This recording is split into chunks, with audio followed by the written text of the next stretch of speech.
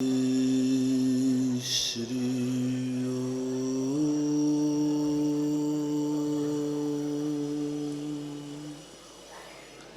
नमः सिद्धेभ्यः।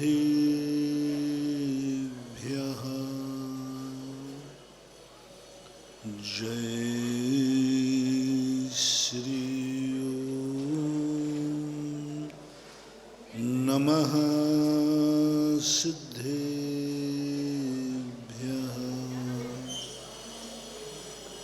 जय श्री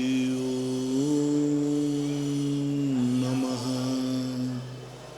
सिद्धेभ्यः।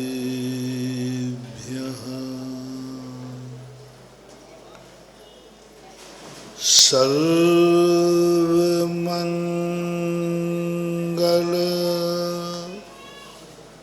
मांगल्यम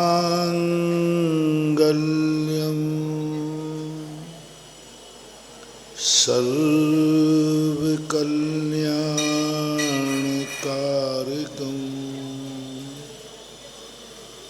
प्रधानम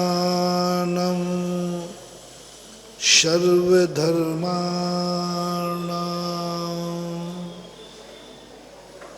जैनं जयतु शासनं। जैनं जयतु शासनं।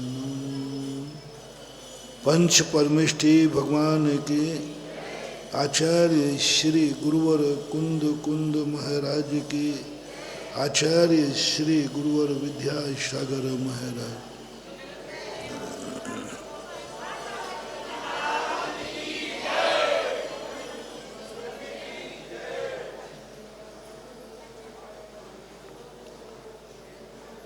सुबह होती है तो शाम क्यों होती है? प्रकाश होता है तो अंधेरा क्यों होता है? जन्मता है व्यक्ति तो मरता क्यों है? ऊंचाइयों पर व्यक्ति चढ़कर गिरता क्यों है? अच्छे दिनों के बाद बुरे दिन आते क्यों हैं? इन प्रश्नों के संबंध में अपन विगत दिनों से समझ रहे हैं और सारी दुनिया के संबंध में परसों समझा था। बहुत सारे लोग दुखी इसलिए नहीं है कि उनको दुख है, इसलिए दुखी हैं कि कभी भी दुख आ सकता है। हम मरने से नहीं डर, अभी मैं मर नहीं रहा हूं जो मैं दुखी हूं, लेकिन डर है कहीं मर न जाऊं। अमीर दुखी है कि कहीं मैं गरीब ना हो जाऊं। आज की खुशी कई सुबह हंसी रुदन में न बदल जाए, क्योंकि उसने ऐसा देखा है। बड़े बड़े महापुरुषों के जीवन में देखा है कि शाम को खुशियां मनाई जा रही हैं और सवेरे आंसू बहाए जा रहे हैं। ऐसे कितने लोगों के जीवन में घटित होता है। वो दुख मिटाने के उपाय तो अपन ने 2-3 दिन में समझे थे कि हमारा दुख कैसे मिटे, उसके तो उपाय है।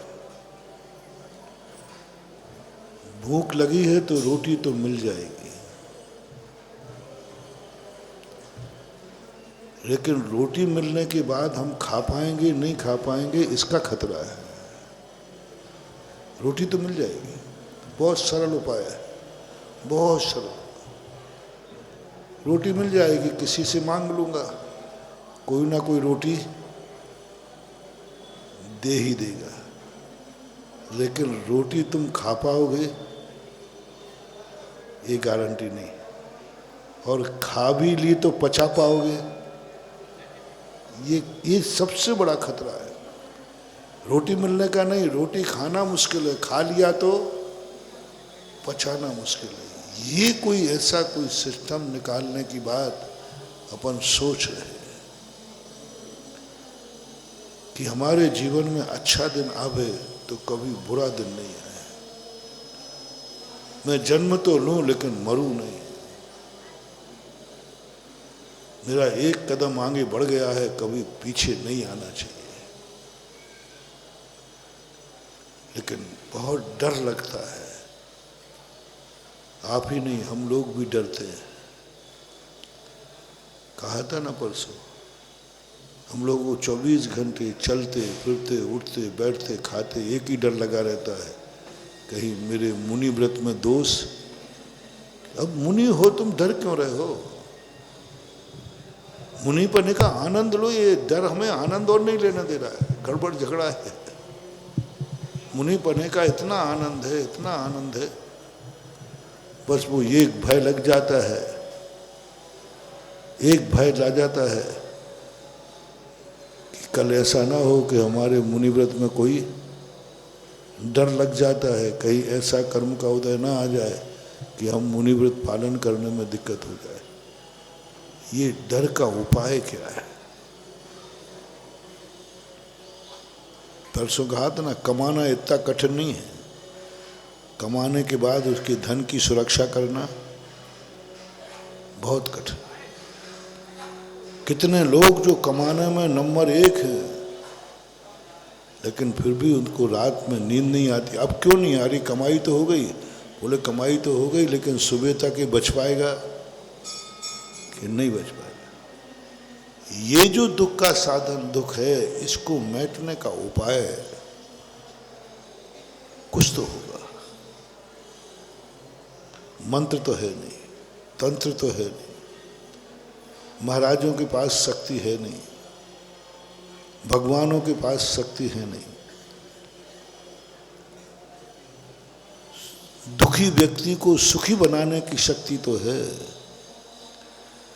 लेकिन सुखी व्यक्ति कभी दुखी नहीं होगा, इसका कोई मंत्र नहीं है।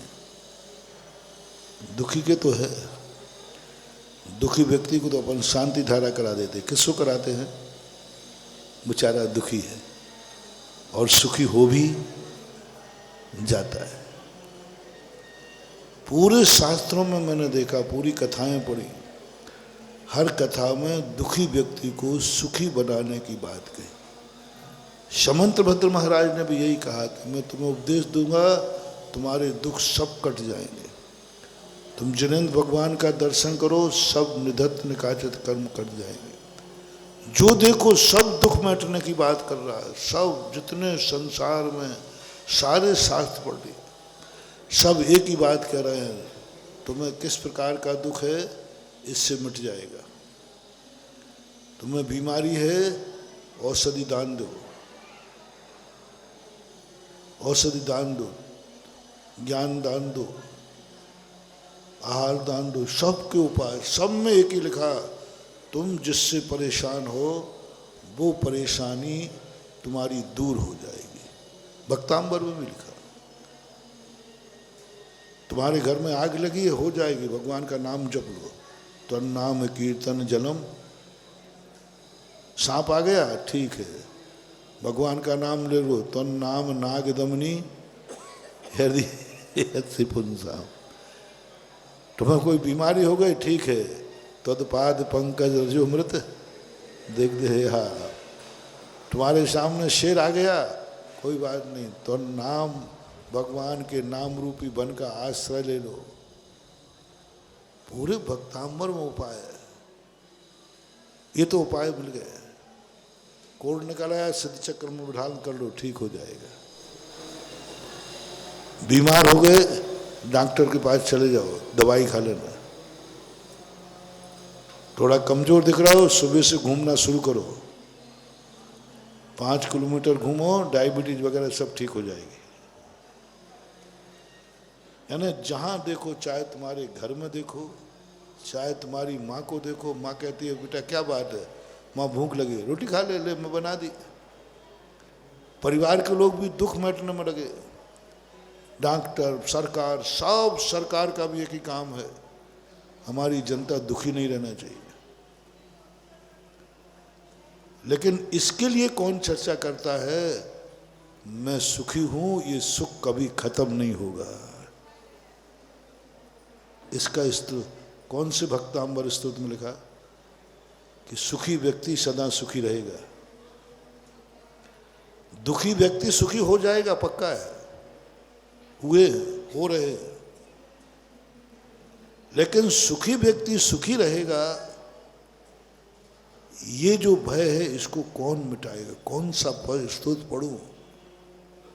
जो अमीर है अमीर ही रहेगा, जो मुनि है मुनि ही रहेगा, जो वृत्ति है वृत्ति ही रहेगा।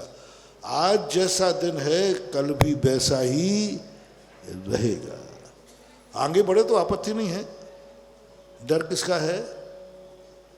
कौन व्यक्ति है जो ये कह सकता है आज मेरा जैसा दिन है कल भी होगा, परसों भी होगा, जीवन के अंत तक वृद्धि ही होगी, हमारा कभी पीछे आएंगे ही नहीं। ऐसा कभी होता है कि महाराज कि ये मात्र कल्पना है? देखो डर बता रहा है कि कोई ना कोई उपाय तो है, उपाय नहीं होता तो हम डरते भी नहीं। हमारा डर बता रहा है कि कोई ना कोई उपाय जरूर है जो हमारे इस भय को दूर कर सकता है। मैंने भी जो शास्त्रों से चिंतन किया, खोजा, पहले तो उन लोगों को खोजा जो भी कल्पना अपने मन में हो, सबसे पहले विचार करना चाहिए ये तुम्हारे मन में विचार आया कि तुम्हारे पहले भी किसी ने विचार किया था। कोई भी कार्य करो, धंधा करो, व्यापार करो, जो भी मार, सबसे पहले देखो तुम्हारे पहले किसी ने किया है कि नहीं किया। उसका पता चल जाए तो उसने ये कार्य किया था, उसका क्या हासिल हुआ, उसको क्या मिला, क्या खोया, क्या पाया, इसका पूरा डिसेक्शन करो, फिर उसके बाद करो। तो मैंने भी सोचा कि कोई है दुनिया में ऐसा जिसके जीवन में कभी पीछे नहीं लौटना पड़ता, जो दावा करता है कि मैंने जो नियम ले लिया वो ले लिया, आगे बढ़ेगा, पीछे नहीं आएगा, सारा 3 लोग भी आ जाए तो मेरे व्रत में विघ्न नहीं डाल सकता। मैंने कदम बढ़ा दिया तो बढ़ा दिया, 3 लोग भी आ जाए तो कदम पीछे नहीं हटेगा। ऐसी कोई है क्या दुनिया में? मिल गया, मिल गया, तीर्थंकर, तीर्थंकर मिल गए जो वर्धमान चारित्री होते हैं। उनके जीवन में जो दिन शुरू होता है जन्म से, उससे अच्छे ही दिन आते रहते, बहुत अच्छे दिन आते हैं। उनका कदम आगे ही आगे बढ़ता है, पतन की तरफ नहीं जाते, वो पतन की तरफ नहीं जाते। ऐसा कोई कार्य नहीं होता कि जहां वो आज हैं वो पीछे आ जाए, नहीं, रुक जाएंगे या आगे बढ़ेंगे, पीछे नहीं हटते हो। मुनि दीक्षा लेते समय वे घोषणा कर देते हैं कि मैंने जो नियम ले लिया है, दावा करता हूं कभी इसमें दोष लग ही नहीं सकता, पीछे हटना ही नहीं पड़ेगा। मिल गए। फिर खोजा मैंने कि ऐसी शक्ति आपने कैसे पाई,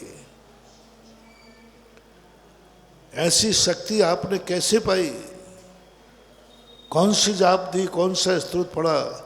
उन्होंने कहा कोई स्तोत्र नहीं, कोई जाप नहीं, बस जो हमने 2-3 दिन पहले बताए थे उनको रिपीट कर रहा हूँ।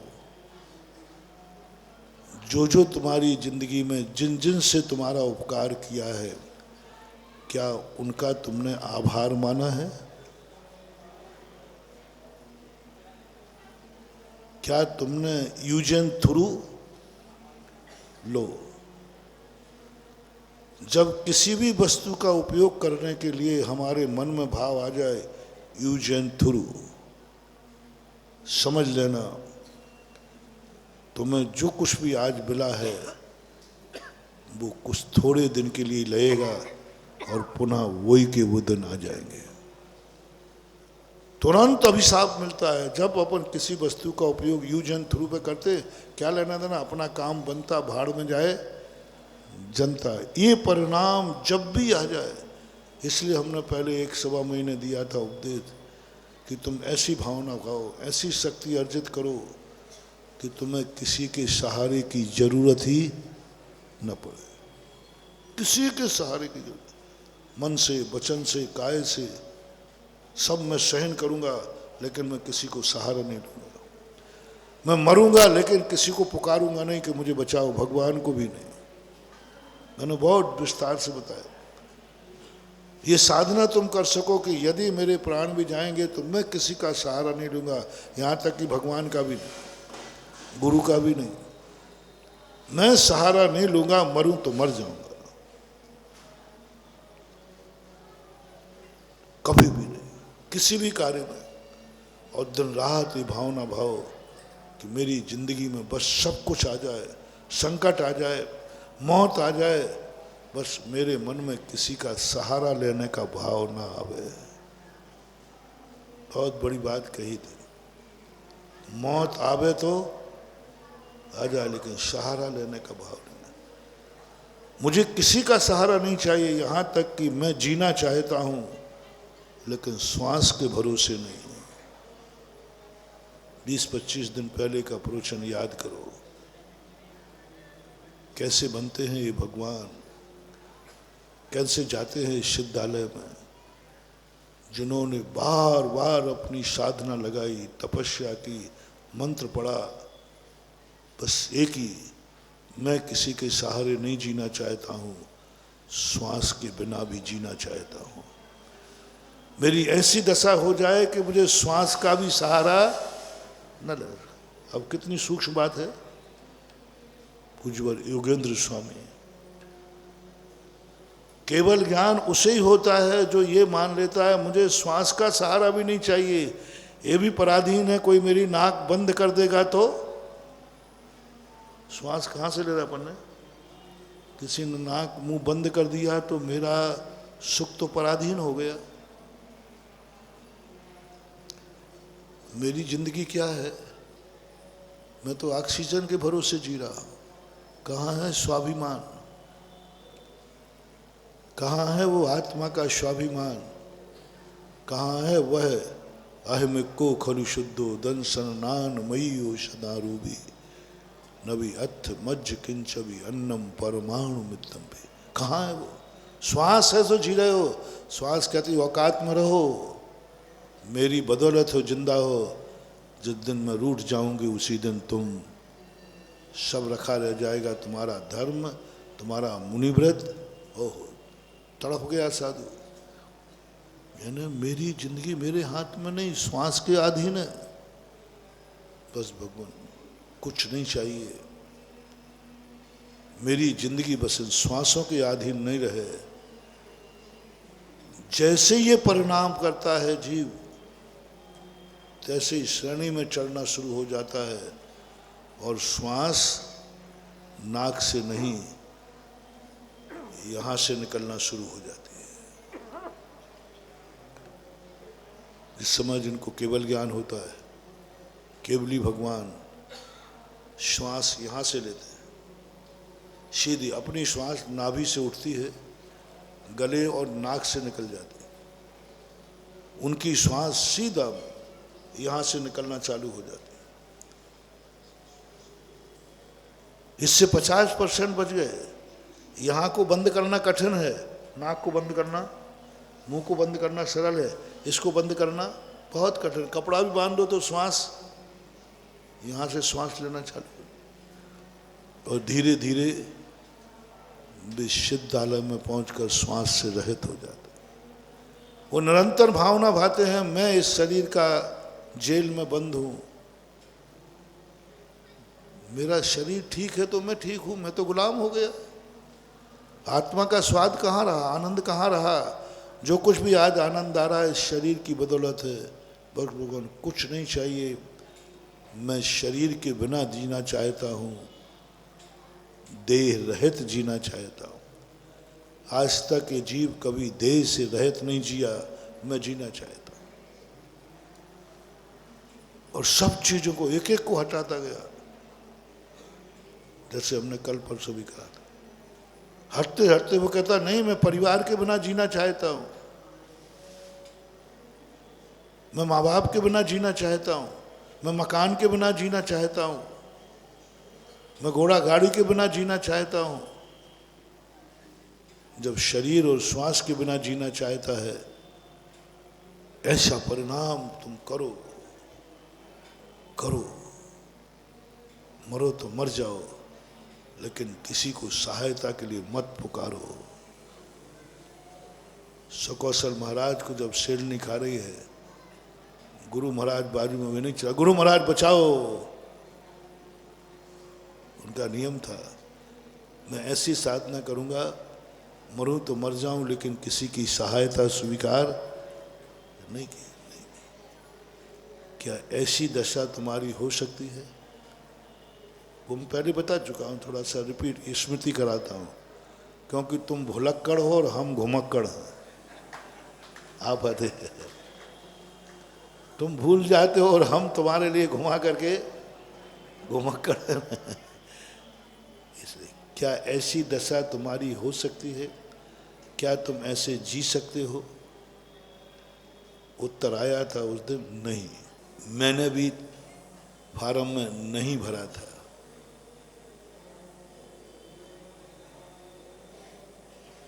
पंचम काल का जीव हूं,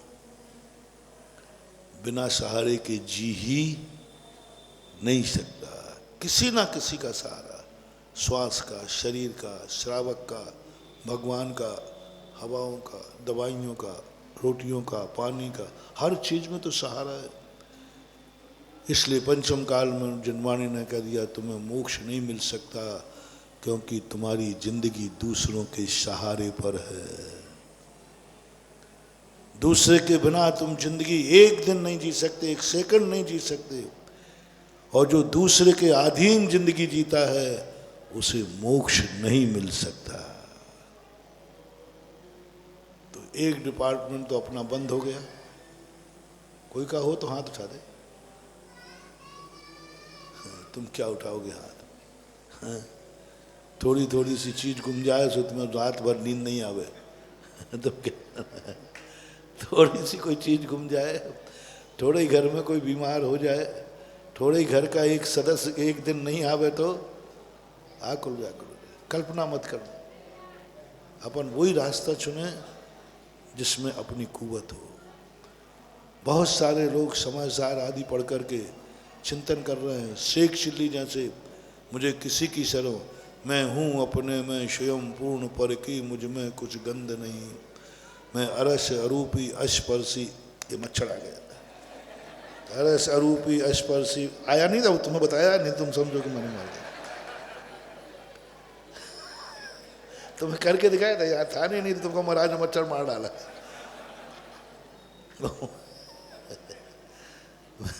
क्या हुआ भैया? है ही नहीं। हम पढ़ते पढ़ते, तुम तो छोड़ो, एक मच्छर हमारी सामायिक बिगाड़ देता है। तुम्हारी नहीं कह रहा हूं, हमारी सामायिक बिगाड़ देता है। एक छोटा सा मच्छर। और वो महाराज थे जिन्होंने शेरनी भी उनकी सामायिक नहीं बिगाड़ पाई। कौन?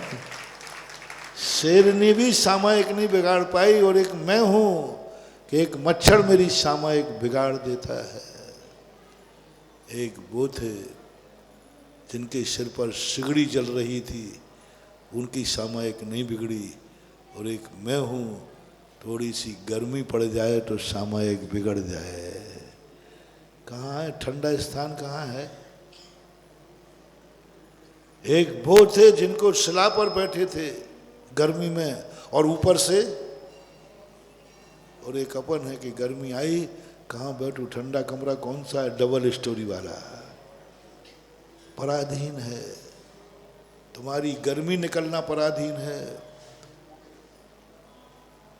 उन उपसर्ग विजेताओं को जब पढ़ते हैं तब ऐसा ग्लानि भाव होता है, कहाँ राजा भोज और कहाँ गांगू। उनकी दशा पढ़ो। मुनिराज कल 700 मुनियों का चिंतन कर रहा था। ओह, वो दशा कब आएगी? ऐसी दशा, ऐसी परिणति। धर्म बहुत आगे है बंधु, अपन बहुत पीछे है, बहुत पीछे है। अपन अहंकार कर रहे हैं कि मैं आगे देखो, थोड़ा अहंकार चूर हो जाएगा। जब किसी को अहंकार आवे तो आगे देखना चाहिए, और जब किसी को दीनता आवे तो पीछे देखना चाहिए। तीतर के दो आगे तीतर, तीतर के दो पीछे तीतर, बताओ कितने तीतर। अहंकार आए तो आगे देख, तू कहाँ है और लोग कहाँ पहुंच, और जब दीनता आए तो पीछे देख, अभी कितनी लाइन लगी है तेरे पीछे, तू उनसे आगे। अहंकार जब आता है, इन मुनियों की दशा जब चिंतन करता हूँ तो लगता है कि भगवान क्या है ये धर्म, कैसा है ये मुनि मार्ग, कैसी है स्वाधीनता, कैसा है वो आत्मा का सुख। इतने स्वाधीन के बेहोश हो गए, शक्तियां हैं तो भी निवारण करने का भाव नहीं आ रहा। हम किसी शक्ति का प्रयोग नहीं करेंगे, मरे तो मर जाएंगे।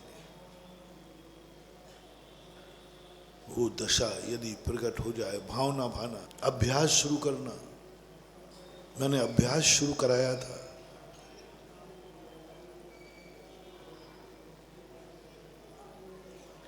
जैन दर्शन की हर क्रिया आत्मा के लिए है, जैन दर्शन की हर कार्य आत्मा के लिए, सब कुछ अध्यात्म, सब कुछ अध्यात्म। तुम्हारा रात्रि भोजन त्याग कराया, वो दृष्टि छोड़ दो कि दो दृष्टि देखना, चरणान योग की और द्रव्यान योग की। रात्रि भोजन में द्रव्यान योग, रात्रि भोजन में प्रथमान योग, रात्रि भोजन में करणान योग, रात्रि भोजन में द्रव्यान योग। बहुत अच्छी बात आई, समझने का प्रयास करना। रात्रि भोजन में प्रथमान योग लगाओ। हम जिन पूर्वजों के वंशज हैं, जिन्होंने हमें जन्म दिया है, उनके प्रति हमारा कर्तव्य क्या है। उन्होंने कभी रात में नहीं खाया तो मैं भी नहीं खाऊंगा। कौन सा नियोग हो गया? प्रथमान योग। हमारे पूर्वज तीर्थंकर भी हो सकते हैं, दादा दादा, हमने पहले ही कहा था। अपना प्रथम पूर्वज कौन है? प्रथम पूर्वज आदिनाथ ऋषभदेव। प्रथमान योग रात्रि भोजन में, उन्होंने रात में नहीं खाया है, मैं भी नहीं खाऊंगा। समझ लेना, आपने प्रथमान योग अपने जीवन में उतार लिया। प्रथमान योग का अर्थ यह नहीं है कि तुमने आदिनाथ की कथा पढ़ ली, आदिनाथ के 10 भाव पढ़ लिए, वो तो पढ़ना है, पढ़ेंगे, लेकिन प्रथमान योग मेरी जिंदगी में आ गया, प्रथमान योग मेरी आत्मा की पर्याय बन गया। जब तुमने कोई नियम इसलिए लिया कि तुम्हारे पूर्वजों का ये नियम था, भाव बदलना। तुमने क्यों मांसाहार नहीं किया? हमारी कुल परंपरा में ऐसा। तुमने रात में क्यों नहीं खाया? हमारे कुल में रात्रि में नहीं खाया जाता, हमारे पूर्वजों ने ये नहीं किया। तुम मंदिर क्यों आ रहे हो? हमारे पूर्वज आते थे। तुम शाकाहारी क्यों हो? हमारे पूर्वज थे। वंश पर डाल दो सब, सारा सारा जो कुछ तुम्हारा आचरण हो, जब जब तुम्हारे मन में ये भाव आए कि हमारे पूर्वज ऐसा करते थे इसलिए कर रहा हूं, उन्होंने ऐसा नहीं किया इसलिए मैं भी, तो ये कौन सा नियोग हो गया? प्रथमान योग अपनी जिंदगी की आत्मा की पर्याय बन गया, प्रथमान योग। अब दूसरा, प्रथमम कर्णम, कर्णान योग, कर्म सिद्धांत। कर्णान योग ले लो, 3 लोक का जो है, 3 लोक के अंदर जो उच्च पद हैं, मैं नीच हूं कि उच्च हूं, मैं पुण्यात्मा हूं कि पापात्मा हूं, 3 लोगों के जीवों को समझो। त्रिलोक सार इसलिए नहीं समझना कि कहाँ क्या है, ये तो समझना ही है, लेकिन कहाँ अच्छे लोग हैं और वे अच्छे लोग क्यों हैं, कहाँ नरक है, बुरे लोग क्यों हैं, स्वर्ग है, बुरे लोग क्यों हैं, अच्छे लोग क्यों हैं, मनुष्य हैं, अच्छे लोग कौन है। सारे 3 लोग को हमें खोजना है, अच्छा स्थान कौन और बुरा स्थान कौन। बस मैं अच्छा हूँ या बुरा, मुझे अच्छा बनना है या बुरा। करणान योग, 3 लोक में देवता अच्छे माने जाते हैं, वो रात में नहीं खाते हैं, वो शराबी नहीं होते, वो अवक्ष नहीं खाते हैं, क्योंकि वे अच्छे लोग। 3 लोक में नारकी बुरे हैं, क्योंकि वो बुरे कर्म करके गए हैं, इससे मुझे नरक नहीं जाना। रात्रि भोजन में चरणान योग, चरणान योग। कैसे? रात्रि भोजन करने से इतने जीवों की हत्या होगी, इतने जीवों की बराधना होगी, नियम से होगी। और मैं चरणान योग का ज्ञाता हूँ, मैं चरणान योग के लिए फॉलोवर हूँ। मैं रात में नहीं खाऊंगा, क्योंकि अब समझना, पहला क्या था? मैं रात में नहीं खाऊंगा क्योंकि मेरे पूर्वज। दूसरा था मैं रात में नहीं खाऊंगा कि 3 लोक में अच्छे लोग रात में नहीं। चौथे नंबर, तीसरे नंबर का क्या था? मैं रात में नहीं खाऊंगा क्योंकि इसमें हिंसा होती है, बिना छना पानी नहीं पीऊंगा, हिंसा होती है। मैं अभक्ष नहीं खाऊंगा, हिंसा होती। बस सब कुछ हिंसा में डाल दो। जब जब तुम्हारे मन में कोई क्रिया इसलिए छोड़ो कि इसमें हिंसा होगी, चरणान योग। इस क्रिया को करूंगा तो मुझे झूठ बोलना पड़ेगा, चरणान योग तुम्हारी आत्मा की पर्याय बन गया। मैं ये व्यापार करूंगा तो झूठ बोलना पड़ेगा, चरणान योग। मैं यह कार्य करूंगा तो चोरी करना पड़ेगी, चरणान योग। मैं यह कार्य करूंगा तो परिग्रह के प्रति मूर्छा और जागेगी, चरणान योग। मैं इस वस्तु को चाहूंगा तो मुझे इस प्रकार का कुशील का दोष आएगा, चरणान योग। ये वस्तु पर है, मैं नहीं लूंगा इसको। चलते चलते कोई वस्तु पड़ी थी, सब तुम्हारे मन में भाव, मैं नहीं उठाऊं। क्यों? क्योंकि किसी दूसरे की है, और दूसरे की वस्तु उठाना चोरी है, मैं नहीं लूंगा। चरणान योग आपके जीवन में चल रहा है, आपके आत्मा की पर्याय बन रहा है। जब जब किसी पराई वस्तु को देख करके तुम्हारे मन में नकारात्मक है, नहीं, मैं इस वस्तु पर अपनी नियत खराब नहीं करूंगा क्योंकि ये वस्तु पराई है, आप उस समय चरणान योग का पालन कर रहे हैं। जब जब आपने कोई वस्तु है और आपने कहा कि ये वस्तु है, मेरे पास धन है, मेरे पास मकान है, मेरे पास जायदाद है, क्या करूं? इससे तो मेरा राग और बढ़ रहा है, दिन रात नींद खराब हो रही है, और कोई चोर ले जाएगा, छापा वाला ले जाएगा। ऐसा करता हूँ, मैं इसको अच्छे कार्य में दान दे रहा हूँ। जिस समय व्यक्ति दान देता है उस समय वो चरणान योग का पालन कर रहा है, स्वाध्याय से भी एक कदम आगे, क्योंकि दान देने का भाव आ गया तुम्हारे मन। चरणान योग का पालन कर रहा है, चरणान योग आत्मा की पर्याय बन गई। क्योंकि कहा मेरी पसीने की कमाई है, इसको गलत कार्य में नहीं जाने दूंगा और गलत हाथों में नहीं जाने दूंगा। दान इसलिए नहीं दिया जाता है कि भगवान को चाहिए, दान इसलिए मात्र नहीं दिया जाता है कि महाराज को चाहिए, आहार दान इसलिए नहीं दिया जाता कि महाराज भूखे हैं, आहार इसलिए नहीं दिया जाता कि आहार महाराज के लिए बहुत उपयोगी है। ये तो एक पक्ष है, ये तो एक पक्ष है।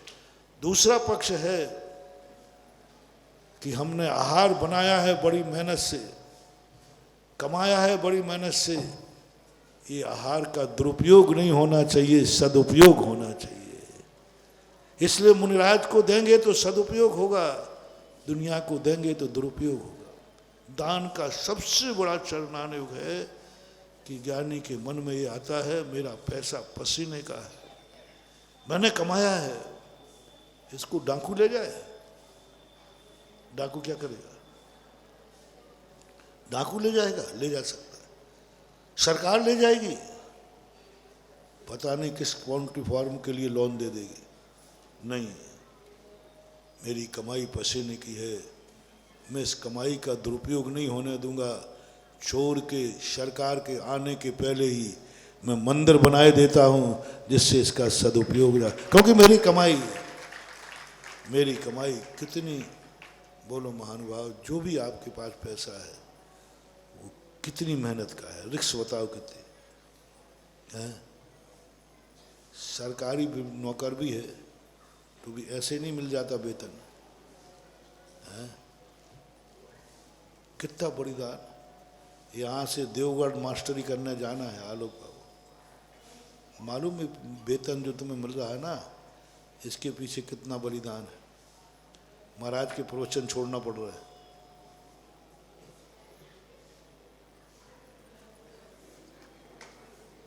कीमत तो देखो उस नौकरी की। महाराज का मन है, भाव है, लेकिन मजबूर हो। वहां तक जाने के लिए अच्छा मौसम, खराब मौसम है, रिक्स भी है, जाना है, करना है, तब कहीं 1 तारीख को वेतन आता है। उसके पीछे की कहानी, वो 1 तारीख के वेतन के लिए तुमने कितनी रिक्स उठाई, कितना त्याग किया, कितना बलिदान किया। आप इसकी कल्पना करो, एक दिन लिस्ट बना लेना, तब वो 1 तारीख को एक मजदूर सुबह से शाम तक की उसकी पसीना की बूंदें गिन लेना, तब शाम को उसको क्या मिलती है। सुबह से शाम तक पसीना की बूंदें गिनो ना, कितनी पसीने की बूंदें गिर गई, कितना मान सम्मान गिर गया, कितना लोग उसको जाके गालियां देते। बेलदार जब बैठ जाता है तो ऐसी बुरी गालियां देते हैं। शाम के 400-500 रुपए का बलिदान, 400-500 रुपए के बलिदान में कितनी गालियां सुनी तुमने, कितना अपमान सुना तुमने। और शाम को 200 रुपए के कारण से लोग दूसरों के जूठे बर्तन मान देते हैं, दूसरे की गंदगी साफ कर देते हैं, दूसरे के गंदे कपड़े धो देते हैं, दूसरे के खाने के लिए रोटी बनाते रहते हैं। शाम को कितना मिलना है, 100, 200, 500 और क्या। उसके लिए कितना बड़ा बलिदान देखो, सब स्वाभिमान। वो भी किसी की पत्नी है, वो भी किसी की माँ है, वो भी किसी की बहन है, लेकिन 2 रोटियों के लिए उसे सब ताक पर रख करके, और उस पर भी मालकिन कितनी सुनाती है, वो भी नीची गर्दन करके उपाय। तो ये जो पैसा तुम कमाते हो, मैंने एक बार मजदूरों को बहुत बड़ा पोर्शन दिया था। मैंने कहा सबसे ज़्यादा 1 नंबर की कमाई है तो मजदूरों की, 1 नंबर की पसीने की कमाई। इतनी अच्छी कमाई तुम्हारी, पसीने की पेवर कमाई है, और सब, और तुम किस में कमा रहे हो। बुरी कमाई हो, बुरे ढंग से कमाया हो तो फिर भी बात अलग है। इतनी अच्छी कमाई इतने बुरे कार्यों में कमाते हो, शाम को पी लेते हो। इसी देवगढ़ के अंदर हुआ था। देवगढ़ में गर्मी का समय था, मैं हार करके आया था। उस दिन पुजारी जी के हार हुए थे, और ऊपर आया तो आते आते लेट हो जाती है। ये देवगढ़ ऐसे ही नहीं बना है।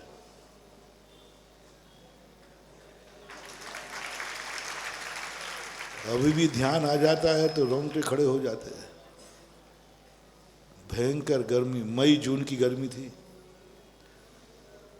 नीचे आहार करने आता था, और जो कुछ भी पानी लेता था वो आहार करके घाटी में जाते जाते 2 किलोमीटर तो है ही लगभग, 2 किलोमीटर नीचे आहार करके फिर ऊपर पहुंचता था शांतिनाथ भगवान के चरणों में। मैंने कि भगवान जो लिया था वो तो घाटी में चला गया, अब 24 घंटे आप ही शांति दो। उनके मंदिर तलघर में जब वो है ना, वहाँ बैठ जाता, थोड़ी ठंडक लगती ना। तो वहाँ से निकला तो एक मजदूर हाथ पर रोटी लिए था, बिल्कुल सूखी रोटी थी। और वो आम भी उसी समय एक आम का पेड़ है, पहला मंदिर पड़ता है ना चौबीसी मंदिर के यहाँ आम का पेड़ है, एक बहुत अच्छा पेड़ है। इधर सहस्कूट है, उधर चौबीसी है, सामने पंचपरमेष्टि मंदिर है। उसने वहीं से आम उठा रहा और खाने लगा। मैंने स्तब्ध रह दिया, संसार में इतनी गरीबी है, इतना रूखा सूखा भोजन, इतना तो मैं ही नहीं करके आया हूं, इतना तो मैं साधु लोगों के नीरस भोजन होते हैं। मुझे इस पर बड़ी तरस आई, दया आई, और मैंने कहा मुख्यमंत्री का कार्यक्रम था कुछ दिन बाद, मैंने कहा आज मुख्यमंत्री की, अब जब भी आएंगे उनकी खैरियत नहीं है। कल्याण सिंह थे उस समय मुख्यमंत्री, कि देश में ऐसी इतनी परेशानी। लेकिन मैंने कहा एक बार पूछ तो लो। मैंने उसको बुलाया, बुला करके मैंने पूछा, एक मजदूर, मैंने कि बुलाया उसको, बुला के पूछा, मैंने कि भाई क्या तुम्हें कभी सब्जी नहीं मिलती? अरे महाराज हमें कहाँ से? मैंने कहा घी? बोले महाराज कभी देखा ही नहीं। मैंने कही थाली? बोले महाराज थाली यही मिल रही है, बहुत है।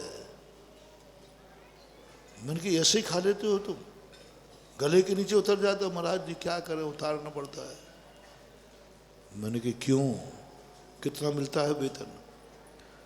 उस समय 100-125 रुपया था, बेलदार का 60-70 रुपया था, 100-125 रुपया उसका कुछ था। कुल मिलाकर के मैंने कितने लोग कमाते हो? उनके घर में जितने लोग थे सब कमाते थे। टोटल आय कितनी हो जाती है एक दिन की? बोले 500 रुपया। मैं स्तब्ध रह गया। पुजारी जी हमारे पास बैठे थे। मैंने कहा पुजारी जी तुम्हारे लिए कितना इनकम है? बोलो। बनिया अपने पुजारी को कितना वेतन देगा अलग से? 1800 रुपया। और कोई कमाने वाला? महाराज आपको मालूम है कौन है? बच्चा छोटा सा है, अब तो बड़ा हो गया, छोटा बच्चा था। बोले बच्चा कहाँ? बच्चा बाहर ललितपुर में पढ़ रहा है। मैंने कहा तुमने 1800 रुपया कमाते हो महीने का? बोले हाँ महाराज 1800 रुपया। आप तो सबको मालूम कमेटी को। कोई स्रोत? बोले कोई स्रोत नहीं है आय का। मैंने कहा 1800 रुपया कमाने वाले के पास तो मैं आहार करके आया हूँ, सब्जी भी थी, घी भी था, दूध भी था। तो मैंने कहा चौका कर्जा लेके लगाते हो कि वैसे ही? अरे महाराज जी आपकी कृपा दिखाए कर्जा लेना। अब मैंने पूछ लिया कि भाई चौका कर्जा लेके तो नहीं लगा लिया गई 1800 रुपये में? जब 15,000 रुपये के ये हालत है तो 1800 रुपये के क्या हालत होता है? उन्होंने कहा नहीं महाराज हम तो पूरी जिंदगी भर चौका लगा सकते हैं हम बिना कर्जे के। मैंने कहा 1800? बोलो हाँ 1800 में ही। 1800 रुपये महाराज को आहार करा दिया, वो भी अच्छा, बच्चे को पढ़ा दिया, स्वयं भी खा रहा है। मैंने कहा तुम बिना घी की खाते हो घी? पुजारी कहता महाराज जी बिना घी की गले में जावे क्या? सब उसने बता दिया। अब मेरा दिमाग खराब कि 1800 रुपये में ये हाल है तो 15,500 रुपये पर डे था। कितना हो गया? 15,000 में क्या होना चाहिए? अब मेरा रो, मैंने कही मिस्त्री बाबू ये बताओ 15,000 का मुझे हिसाब दो। इतने रौब से पूछा कि इनकम टैक्स वाला भी नहीं पूछेगा। मेरा तो दिमाग बनना गया। मैंने कि मामला क्या है ये? 1800 वाले के ये हाल है, 15,000। आत्मा हिल गई जब उन्होंने अपनी पूरी कहानी सुनाई। मैंने कहा क्या करते हो तुम लोग? इतने पसीने की कमाई, इतने पसीने की कमाई को तुम जाकर के शराब पी लेते हो, बचता है तो जुआ खेल लेते हो, बचता है तो नाच गान करा लेते हो। इतने गंदे कार्य बड़े। महाराज बस इतने ही मिल जाए कि आटा भर घर में आ जाए, पानी फ्री में है, आटा मिल जाता है, थोड़ा नमक डाल लेते हैं, बस इतना बचता है। बोलो महानुभाव, मैं डाकुओं की बात नहीं कर रहा हूँ, मैं पसीने की कमाई वालों की बात कर रहा हूँ कि उसका दुरुपयोग। जाओ मन कि तुम जन्म जन्म तक कभी अमीर नहीं हो पाओगे, क्योंकि तुमने उस धन का दुरुपयोग किया जो तुम्हारी मेहनत का था, जो तुम्हारी पसीने का था। पसीने का कमाया हुआ धन का दुरुपयोग करोगे, बर्बाद हो जाओगे। क्योंकि तुमने कितनी रिक्स उठा करके, ऐसी 48 टेम्परेचर में नीचे से ऊपर तक आके पसीना आ रहा है, और ये मजदूरी कर रहे हैं, तसला उठा रहे हैं धूप में, और खाना उनका ये है। तब मैं बहुत बार लोगों से कहा करता हूँ कि महानुभाव, तुम्हारी जो भी चीज़ है, जो तुम्हारे पास है, उसका मूल्य कितना है, तुम्हारे पसीने का मूल्य कितना है, तुमने ये जो वेतन कमाया है, पैसा लिया है, इसके पीछे कितना बड़ा त्याग, बलिदान, तपस्या कितना किया आप देखें। जिसके प्रति तुम्हारा इतना बड़ा बलिदान हो, ऐसे पैसे का नियम कर लो।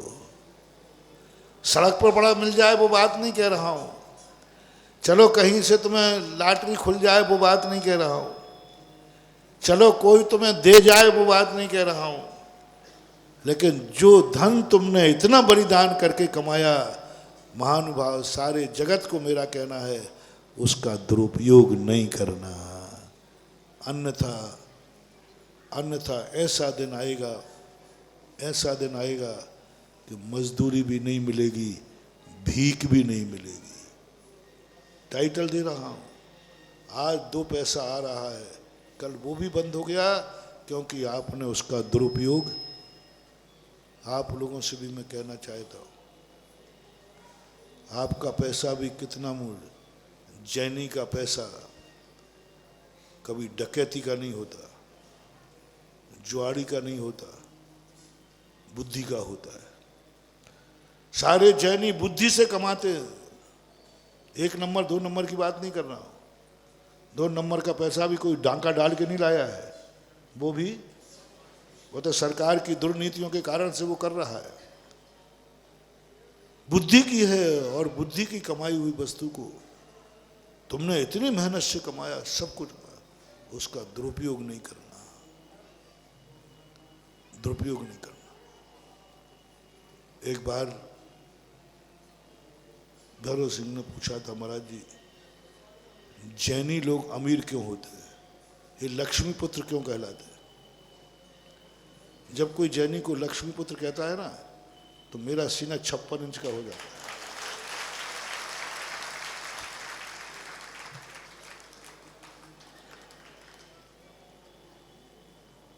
बोले महाराज जी, तुम्हें क्या लगता है? बोले मुझे तो लगता है महाराज जी, आप लोग पक्षपात से आशीर्वाद देते हो। जैनियों को अलग क्वालिटी का आशीर्वाद, और हम लोगों को। मन के ध्यान रखना, संसार में दिगंबर साधु सूर्य के समान होता है, जो उसको नहीं पूजता है तो भी उसके आंगन में प्रकाश देता है। पूजने वाले के आंगन में ही नहीं, जो नहीं पूजता है वहां भी प्रकाश देता है। तो महाराज फिर कारण क्या है? हम भी लोग भी नमोस्तु कर रहे हैं और आपके भक्ति का, पर ये क्या बात है?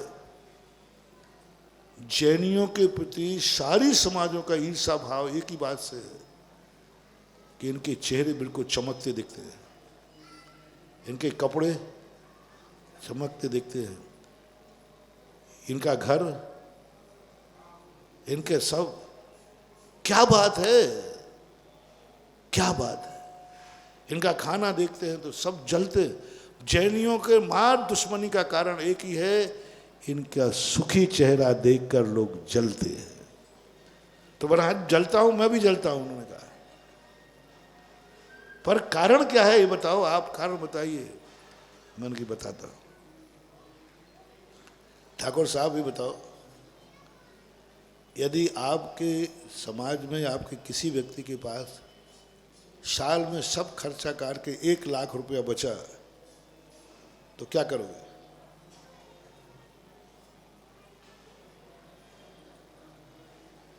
अब वो स्तब्ध रह गए। मैंने कहा नहीं शर्म मत करना, सही सही बताना। बोले महाराज बचेगा तो ऐश करेंगे, बोतलें खुलवाएंगे, नाच कराएंगे, और नहीं होगा तो 2-4 पत्तियां खेल देंगे जुआ। बचा है पैसा, बचा है। बोले पैसा बचते ही बस या तो शराब आदि में गंवाएंगे, या नाच गान में गंवाएंगे, या पत्ती खेल लेंगे, मौज मस्ती में गंवाएंगे। मैंने कहा पक्का? हाँ ज़्यादातर तो यही करेंगे, ज़्यादातर तो। और ध्यान रखना, जिस समाज में गरीबी होती है, जिस घर में गरीबी होती है, ये मत समझना कि यहाँ इनकम कमी है। कमाने से कोई फर्क नहीं पड़ता गरीबी पर। गरीबी पर फर्क पड़ता है गमाने का। कमाना तो 1800 रुपया है तो चलेगा। मैंने कि अब सुनो ठाकुर साहब जैनी की कहानी। सबसे पहला जैनी होगा, उसके पास 1 लाख रुपया बचा है, तो वो क्या सोचेगा? जरूर मैंने कोई धर्म पुण्य किया है, जरूर मैंने कोई धर्म किया है। यदि हमारा भक्त हुआ निकट का, तो तुरंत कहेगा भगवान आपकी कृपा से कुछ घर ऐसे हैं जिनके खर्चे नहीं चल रहे, और मेरे पास तो 1 लाख है। प्रभु ये सब आपकी कृपा है गुरुदेव आपकी कृपा है। और आपकी कृपा से जो 1 लाख बचा है, ये मैं आपके चरणों में समर्पित करता हूँ। तेरा तुझको अर्पण मेरा क्या लगे। सब खर्च करके बट रहा है प्रभु। जरूर तेरी कृपा है, जरूर तेरी मेहरबानी है, और तेरी मेहरबानी का पैसा सबसे पहले वो निकट भव्य आसन भव्य होगा, तो दान देने का भाव करेगा। देव के निमित्त से, गुरु के निमित्त से, शास्त्र के निमित्त से। क्योंकि वो जान गया कि ये पैसा कोई पाप के कारण नहीं आया है। ये जो पैसा बचा है, ये नियम से पुण्य के कारण बचा है। कोई जरूर मैंने पुण्य किया है, ये गॉड गिफ्ट है। और मैंने पहले कहा था, गिफ्ट का कभी बोलो ना दुरुपयोग नहीं करना, गिफ्ट का दुरुपयोग नहीं करना। कर्म की बात बताई थी मैंने। ये जो तुम्हारे पास सारे संसार के लोग सुने, जितना तुम्हारा खर्चा है रोजी रोटी का, ये तो तुम्हारी मजदूरी है, ये तो तुम्हारे लिए जरूरी है। मकान जरूरी है, रहने को चाहिए, कपड़े जरूरी है, रोटी चाहिए, जो कुछ भी तुम्हारे घर के दैनिक खर्च हैं, ये तो तुम्हारी मजदूरी है। और खर्चा काटने के बाद जो बचता है, ये मजदूरी नहीं, ये गिफ्ट है, ये पुरस्कार है, पुरस्कार है। स्कूल में मास्टर को सब कुछ, सब विद्यार्थियों को बराबर कुर्सी मिलती है, बराबर किताब मिलती है, बराबर सब कुछ मिलता है, वो तुम्हें भी मिला है। लेकिन जो अच्छे नंबर लाते हैं उनको फिर क्या मिलता है? गिफ्ट, पुरस्कार मिलते, वो सबको नहीं मिलती। इसी प्रकार तुम्हारे पास कभी भी 2 रुपया बचे, महानुभाव तुरंत कहना ये मेरी गिफ्ट है। मैंने कुछ अच्छा किया था, मैंने कुछ अच्छा किया होगा, मैंने अच्छी पढ़ाई की थी, मेरे डिक्टेंशन आया है, मैंने बहुत अच्छा पढ़ा था, उस कारण से मुझे ये गिफ्ट मिली है। मैंने जरूर कोई अच्छा किया है, नियम बना लेना, मैंने जरूर कोई अच्छा किया है, तभी मुझे आज सारे खर्च काटने के बाद 1 लाख रुपया बच गया। बचने वालों से कह रहा हूँ, जिनका बराबर बैलेंस है उनसे नहीं कह रहा हूँ, उनको तो मजदूरी है।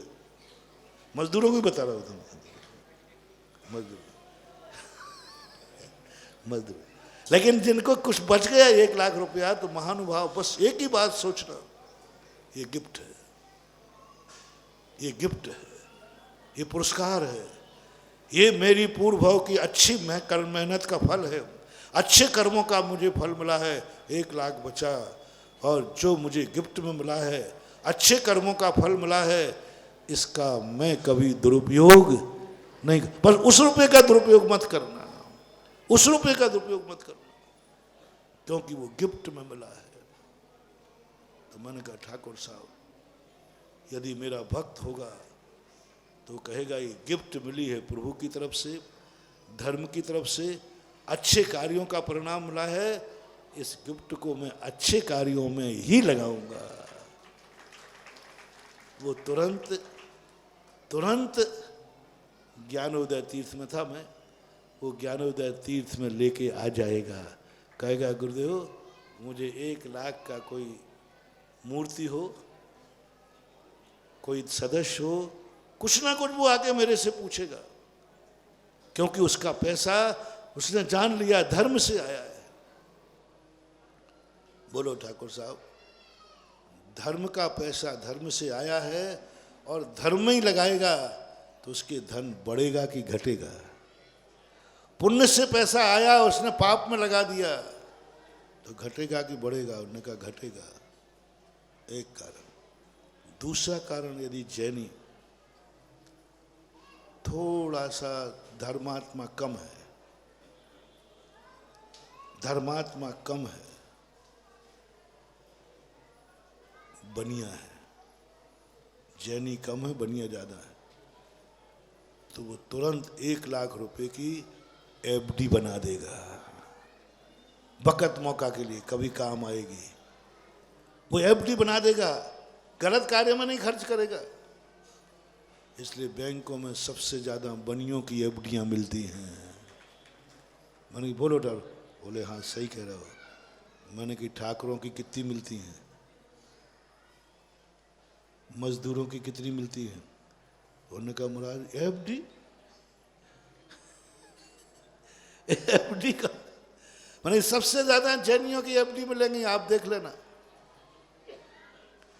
तीसरे नंबर का वह होगा जो कहेगा कि कमाया है, पुण्य से कमाया है, तो मैं और परिवार को कुछ थोड़ा अच्छे कार्यों, परिवार को कपड़े बना देगा, मकान को रिन्यूअल करा लेगा, कुछ ना कुछ जो आवश्यक वस्तु है उसमें अपना स्टैंडर्ड बढ़ाएगा। जो जिंदगी जी रहा था उसमें ही थोड़ा कपड़े थोड़े नए सिलवा लेगा, जो जरूरी था उसी में स्टैंडर्ड बढ़ाएगा। ये 3 कार्य हमारा भक्त करता है, इसलिए ये लक्ष्मी पुत्र रहता है। उन्होंने एक्सेप्ट किया। मैंने कहा ऐसे ही नहीं है, हम लोग जो इन लोगों के व्यसन छुड़ाते हैं, शराब गुटखा छुड़ाते हैं, इसका पक्का है कि इनको मोक्ष मिलने वाला नहीं है। लेकिन मेरा भक्त यदि ये नहीं करेगा तो कभी दरिद्र भिखारी भी होने वाला नहीं है। सबसे ज्यादा किसी जाति का गुरु यदि अपनी जाति से व्यसनों को बचाता है तो उसका नाम कौन है? दिगंबर जैन गुरु। एक ही काम तुम्हें किसी प्रकार पाप से बचाना, धमकी दे करके, आहार नहीं लेकर के, तुम्हें दूर करके, ध्यान रखना शराब पिएगा तो मेरा कमंडल मत छू लेना। ये क्या है? अब महाराज ने तो कमंडल बना, महाराज मैं छोड़े तो पहले छोड़। भाई कमंडल छू लेते तो करमंडल को क्या शराब चढ़ जाती? बोलो ना। तो मैंने क्यों इतना जोर दिया? कमंडल काट का है, छू लेता है तो क्या फर्क पड़ता है? नहीं, मैंने तुम्हारी कमजोरी देख ली, तुम्हारा लोभ है महाराज का कमंडल मिल जाए पकड़ने को। मैं भी तो कम थोड़ी हूं। अब ये तड़प रहा है कि महाराज का कमंडल मिल जाए, कमंडल मिल जाए, तो अपन ने भी सोचा अच्छा मौका है ब्लैकमेलिंग करने का। वो तुम्हारी ब्लैकमेलिंग नहीं, हमारी वाइट मेलिंग कह दो। पहले कमंडल को हाथ बाद में लगाना, पहले शराब छोड़। ओ मर गए, ये तो कैसे छोड़ू? तो कमंडल छोड़। कमंडल तो नहीं छोड़ूंगा, शराब ही छोड़े देता हूं। बोलो होता है ऐसा कि नहीं? ध्यान रखना, पैर मत छूना। तू गुटखा खाता है। अब मैंने जान लिया कि तू पैर तो छुएगा, क्योंकि तुझे मालूम है इन पैरों में जादू है। तो क्या कह दिया, देख गुटखा तो नहीं खाएगा, क्या फर्क पड़ता है पैर छू लेने। तो गुटखा खा ला, पैर छू भी लेगा तो बंधु हमें कोई फर्क पड़ने वाला नहीं, कोई फर्क पड़ने वाला नहीं। शराबी छू ले, गुटखा वाला छू ले, कोई भी छू ले, मेरे चारित्र में क्या फर्क पड़ेगा? लेकिन हमने क्यों नहीं छुआए? इस बहाने से तेरा आहार को जाते, क्या फर्क पड़ता है? कोई फर्क। कैसे भी किसी के हाथ के हार ले ले,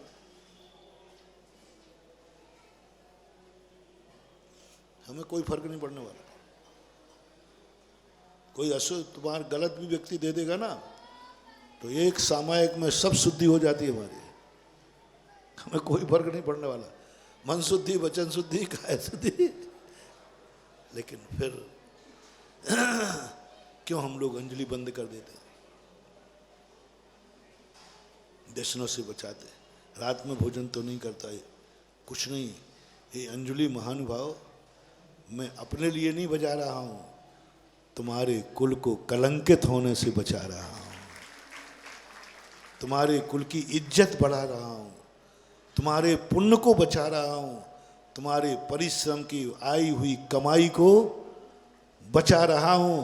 क्योंकि शराब जुए में नहीं जाएगा तो 2 पैसा बचेगा, या तो मंदिर के काम आएगा, नहीं तो एफडी बनेगी, नहीं तो बाल बच्चों के काम आएगा। कहीं ना कहीं काम तो आएगा, क्योंकि बचेगा तो जाएगा कहाँ जाएगा। इसलिए बहुत सारी चीजें तो आप लोगों के लिए करते। तब मैंने समझा, उनका महाराज जी ये बात है आपकी। मैंने कही हाँ, यदि नहीं हो तो आप अपनी समाज को जैनियों की धन की तरफ मत देखो, जैनियों के चमकते चेहरे मत देखो, जैनियों का कपड़े मत देखो, इससे देखकर जलोगे तो और भस्म हो जाओगे। जैनियों का आचार और विचार देखो, वो आचार विचार तुम कर लो, तुम भी वही पा जाओगे जो ये पा रहे हैं। तुम भी ये नियम बना दो।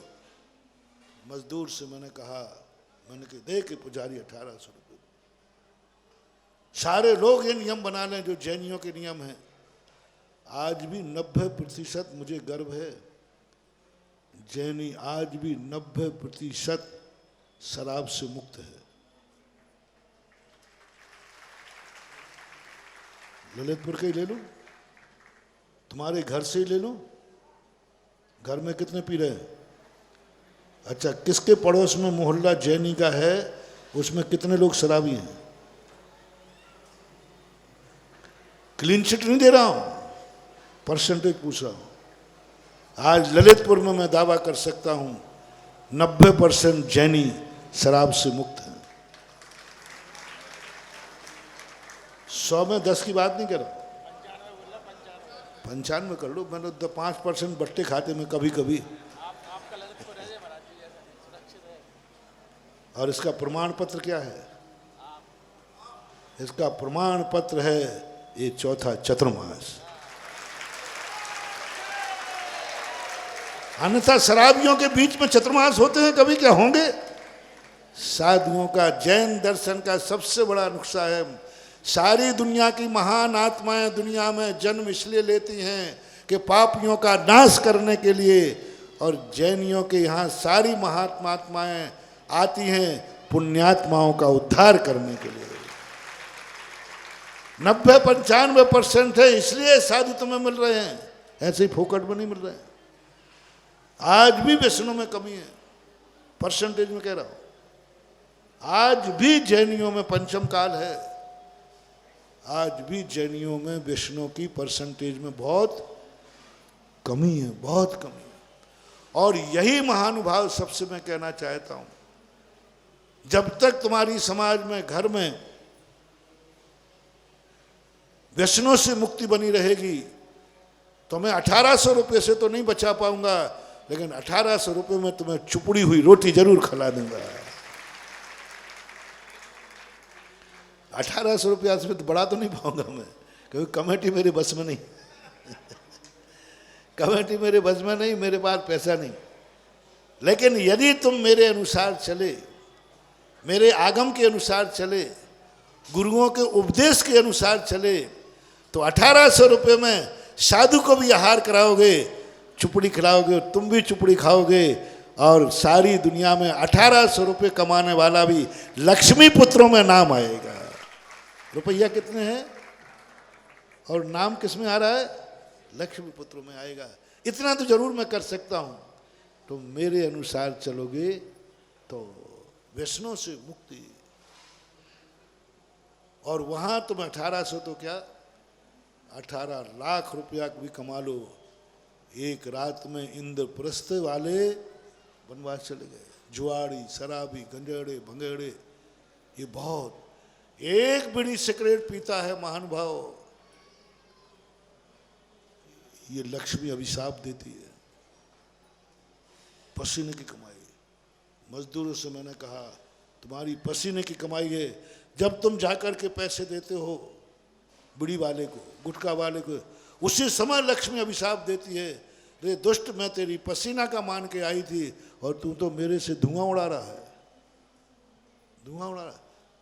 बच्चे को पढ़ाने को पैसे नहीं है, इधर सिगरेट पीने को, बीड़ी पीने को पैसे, उसी समय लक्ष्मी 3 कार्यों में कभी अभिशाप नहीं देगी। सबसे वरदान कब देगी? जब तुम्हारे पास 2 रुपया बचे उसे अच्छे कार्य में लगाना। लक्ष्मी तुम्हें ऐसा वरदान देगी तुम कभी अमीर से गरीब की रेखा पर नहीं आओगे। ये ना कर सको तो तुम सुरक्षित कर दो, एफडी बना दो किसी अच्छे कार्य के लिए, और ये भी नहीं कर सको तो अपने परिवार का स्टैंडर्ड मेंटेन करो। यहां तक तो ठीक है, लेकिन दुरुपयोग कर लिया, कान खोल के सुनो, बड़े बड़े आदमियों के घर बर्बाद हो गए, जो लाखों करोड़ों का दान देते थे, आज उनके मरने के बाद उनके पोते पैसे को तरसने लगे। क्यों? कहीं ना कहीं कोई व्यसन आया है। मैं सारे भारत में घूमता हूँ, ऐसे बड़े आदमी जिनके लोगों ने बड़े बड़े क्षेत्र बनाए, वो नसियाएं बनाई, करोड़ों रुपए के दान, ऐसी ऐसी चीजें बनाई, आज उनके परिवार की ये हालत। आज परिवार की हालत देखकर मैं घबरा गया। मैंने कि भगवान, मैं तो अब मंदिर नहीं बनवाऊंगा, क्योंकि मंदिर बनाने वाले परिवारों की ये दशा होती है।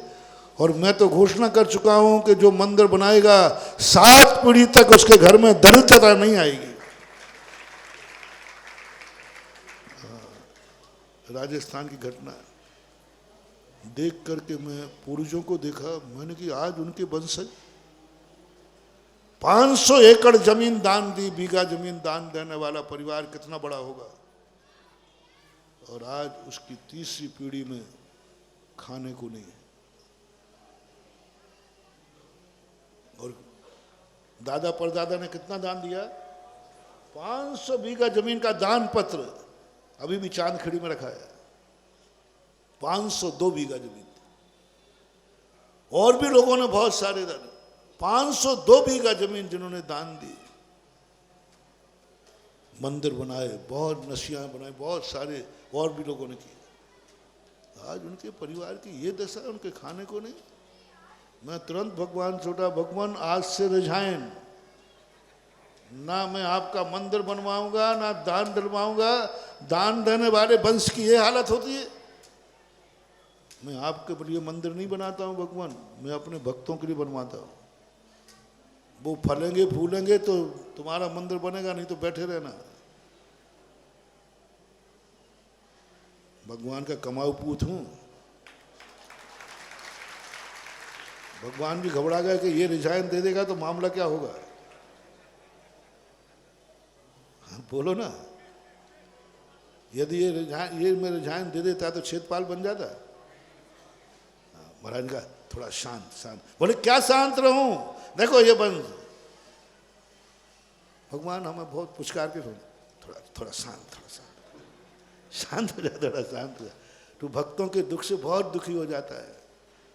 मेरी सुन, इनके पूर्वज कैसे थे? मन के अच्छे थे?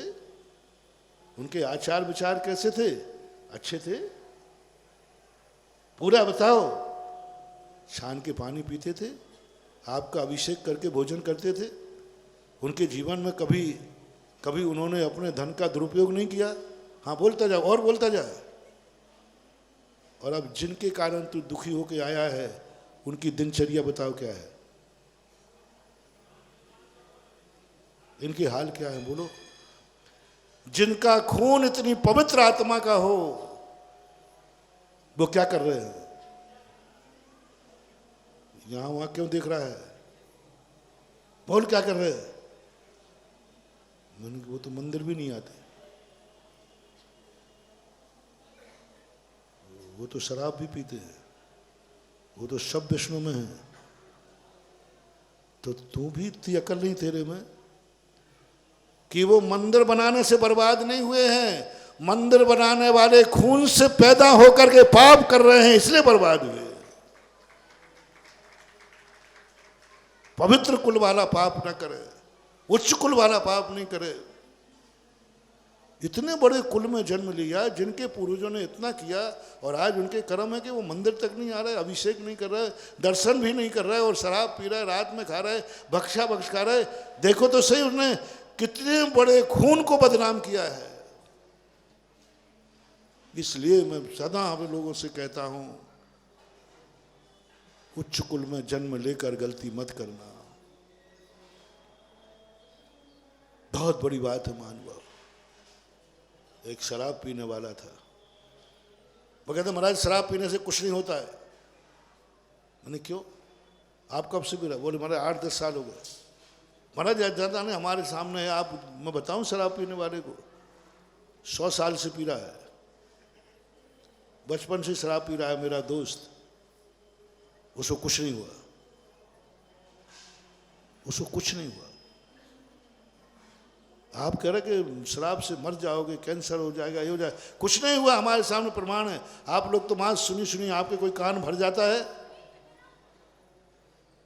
या शास्त्रों में घिसी हुई लाइनें पढ़ लेते हो? प्रैक्टिकल है। मेरा दोस्त ला के दिखा दिया, मेरे पास भी आया तो भी शराब पी के ही आया था। वो उसका दोस्त, गंद आ रही थी, लड़खड़ा रहे थे पैर। बोले महाराज बताइए आप। मैंने कहा भैया ये कौन है? मैंने उससे पूछा तुम्हारे बाप पीते थे? बोले हाँ। बोले दादा पीते थे? हाँ। पूरा परिवार पीता? हाँ। पूरी जाति पीती? हाँ। तो मैंने कहा इसको कुछ नहीं होगा। मेरी जांच मशीन देखना कैसी है। मैंने कहा इसको कुछ नहीं होगा, क्योंकि बाप ने शराब पी करके ही पैदा किया है, इसके जीन्स में शराब है, इसके खून में शराब है, और सब परिवार पीता है, वंशानुबंध परंपरा से पीते हैं। मैंने कहा इसको कुछ नहीं होगा। तो महाराज हमें नहीं, तेरा बाप क्या? बोले मेरा बाप तो छना पानी पीता है, रात में कभी पानी पिया ही नहीं, रात में पानी भी नहीं पिया उसने, सुपारी भी कुछ नहीं खाई महाराज, छना पानी पीता। उनके पिताजी को मैं जानता था, आहार हुआ था। महाराज मेरे पिताजी तो ऐसे थे। मैंने कहा तू अब बचेगा नहीं, तू बर्बाद हो जाएगा, क्योंकि तू छने पानी का खून है और वो शराबी का खून है। शराबी का खून शराब सहन कर लेगा, छने पानी का नहीं करेगा। बोले महाराज शराब भी कोई ऐसा पक्षपात करती है क्या? हाँ, आप तो वही करने लगे, शराब ना, वो कहते ना शराब में कोई नशा है क्या? शराब जानती है, शराब तो चेतन है। नशा शराब में होता तो नाचती बोतल।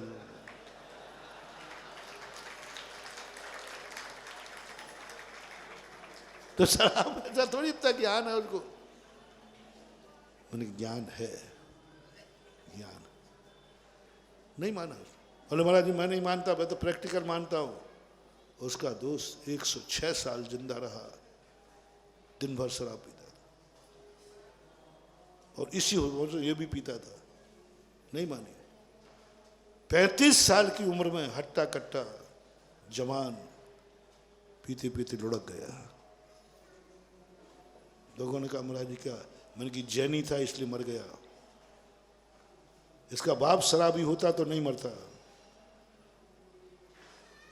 इसका बाप शराबी होता, दादा शराबी होता तो नहीं मरता। इसका बाप छना पानी पीता था इसलिए मर गया। छने पीने वाले खून को माफीनामा नहीं है, शराबी बाप का बेटे को माफीनामा है। कान खोल के सुनो जैनियों, गुटखा खाने वालों में सबसे ज्यादा कैंसर होता है जैनियों को, परसेंटेज में। अजैन को नहीं, जिनके बाप दादा कहते उनको नहीं, जैनियों को होता है। और जैनियों में किनको होता है? जो खाते हैं। हमारे भक्तों को। और हमारे भक्तों में किनको सबसे ज्यादा होता है? जो शिविर में आने के बाद खाता है उसको जरूर होता है। ये हमारा अतिशय है। बहुत सारे अतिशय सुने, एक अतिशय और सुन लीजिए। बहुत सारे अतिशय तो तुम्हें, वो तो फिर तुम सुनाई दो, तो चंद्रशेखर को खड़ा कर दो, ये सुना देगा। लेकिन ये अतिशय भी एक अतिशय है। जितना ज्यादा तुम धर्म और धर्मात्मा के निकट रहोगे, जितना ज्यादा तुम्हारा कुल धर्म आत्मा रहेगा, उतना ही गलत कार्य करने वालों का सत्यानाश हुए बिना रह नहीं सकता। ये अतिशय है, ये अतिशय। जैनी होकर मत खाओ। ऐसे बाप के यहां पैदा हो जो बाप शराब पीना है, तो आज से माला फेरो भगवान, मेरा जन्म जहां हो मेरा बाप भी शराबी हो, तो तुम फिर पीना कम लगेगा, थोड़ा जल्दी कैंसर नहीं होगा। बेटा गुटखा। और बापों से मेरा कहना है, यदि आप अपने बच्चों का आचरण नहीं संभाल रहे, पैदा करने के पहले तुम भी शराब पीना शुरू कर दो, गुटखा खाना शुरू कर दो, जिससे कम से कम बेटा खाएगा तो वो कम से कम कैंसर से तो नहीं मरेगा। ये उच्च कुल है। मैंने पहले ही कहा, भगवान ने कहा किस वंश में जन्म लेकर, जिस वंश में ये मंदिर बनाए गए, जिस वंश वालों ने नसिया बनाई है, जिस वंश वाले कभी बिना भगवान का अभिषेक किए पानी नहीं पीते, जिस वंश वालों ने कभी रात में पानी नहीं पिया, उस वंश में जन्म लेने वाला क्या कर रहा है?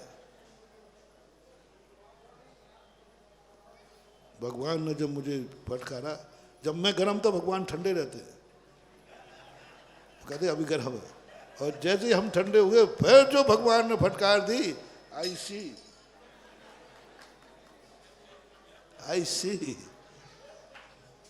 अब क्यों नीचे गर्दन झुका रहा? पूछ तेरे वंशज से, वो कोई वंश बर्बाद हुआ हो तो बताओ, जैसे उसके पूर्वज थे वैसा ही वह है, वो बर्बाद हुआ हो तो नाम बता। मैंने कि वो तो नहीं है। बोलो, मंदिर ने बर्बाद किया है कि तुमने पवित्र कुल को कलंकित किया है? उसने बर्बाद किया है। और आरोप किस पे जा रहा है? क्या कह रहे? इन्होंने मंदिर बनाया था तो इसलिए ऐसा हो गया, इन्होंने नसिया बनाई सो देखो इनके वंशज क्या हो गए।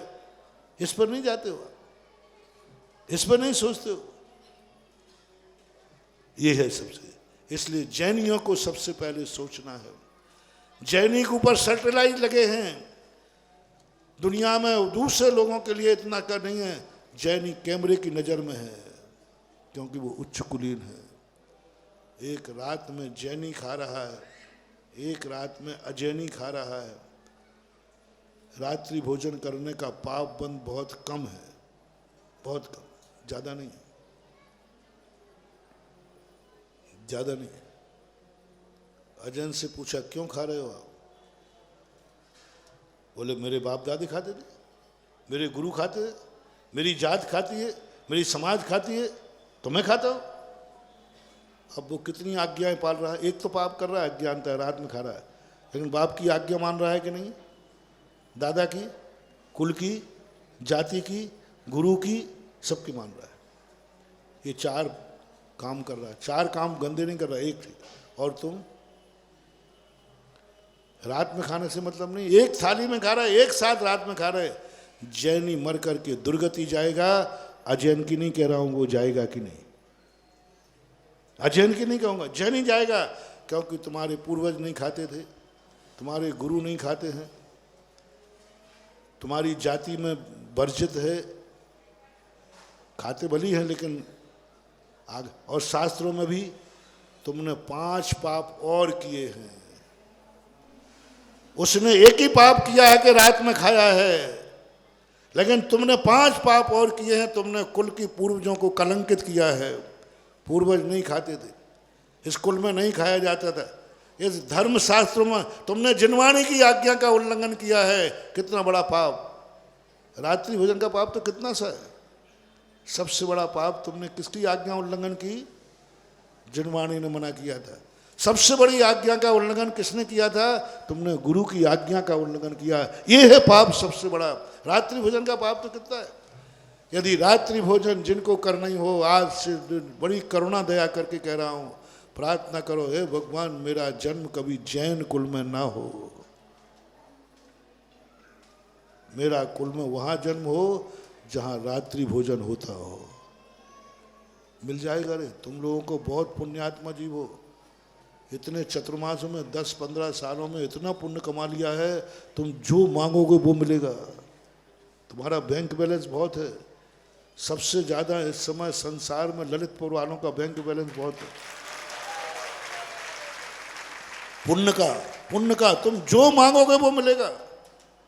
ये मांग लो कि भगवान मेरा जन्म, मुझे शराब पीना है, महाराज ने कहा जैन कुल में रह के नहीं पीना, कैंसर हो जाएगा, और मुझे शराब पीना है, तो आज अभिनंदन नाथ भगवान को श्रीफल चढ़ाओ, भगवान अगला जन्म मेरा शराबी बाप के यहाँ हो,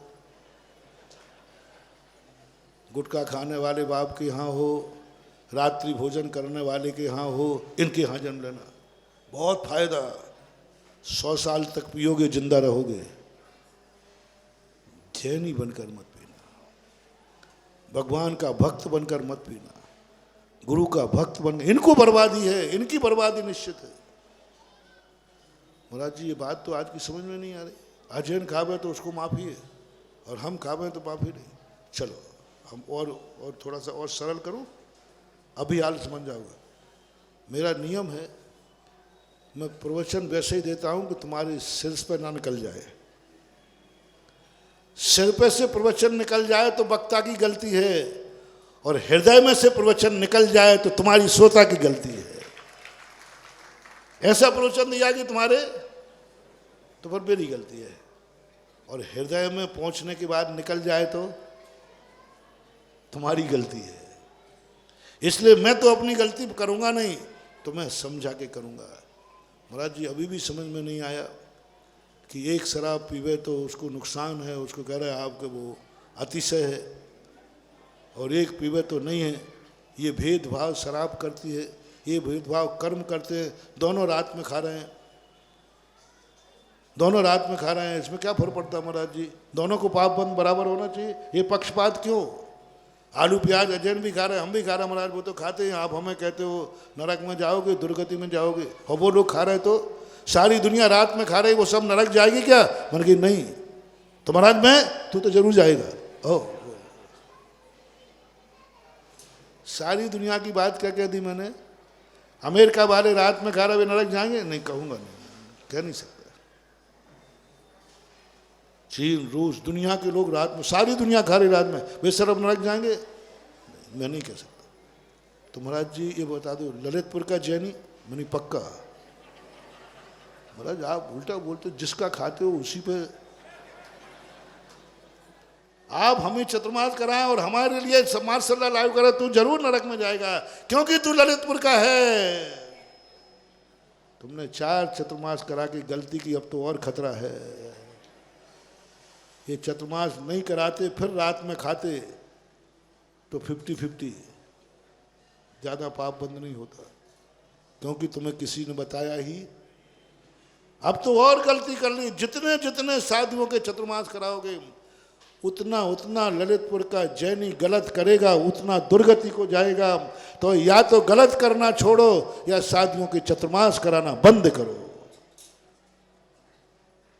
बंद करो। जितने साधु के निकट जाओगे, जितने मंदिर के निकट जाओगे, और फिर गड़बड़ किया तो मामला बिगड़ेगा। स्पष्ट कह रहा हूं, खुली खुली कह रहा हूं, या तो साधुओं को बुलाना बंद करो, या अपनी जिंदगी से बुराइयां निकालना शुरू करो, दो में से कोई एक। यदि बुराइयां नहीं निकाल सकते तो साधुओं को निकाल दो, नहीं आएंगे साधु, क्योंकि साधु के उपदेश के बाद फिर तुमने गड़बड़ किया तो गुरु आज्ञा के उल्लंघन का पाप लगेगा। तुम कह रहे हो समझ में नहीं रहा पक्षपात, चलो मैं समझा देता।